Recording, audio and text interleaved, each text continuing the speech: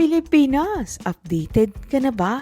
Bea Alonso, tatapusin muna ang mga natanguang commitments bago asikasuhin ang wedding nila ni Dominic Roque. Sa mga nagtatanong o naiinip kung kailan mangyayari ang kasalang Bea Alonso at Dominic Roque, baka raw sa susunod na taon pa ito magaganap.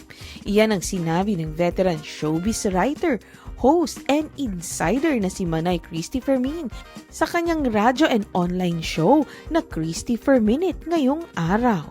Nakausap rin kasi niya ang nanay ni Bea na si Mama Mary Ann at doon ay napag-alamanan. Umano'y niya'y natatapusin muna ng aktres ang kanyang mga nakalinyang proyekto bago magpakasal sa kanyang fiancé. Sabi ko, Mami, kailan tayo makakahigop ng mainit na sabaw?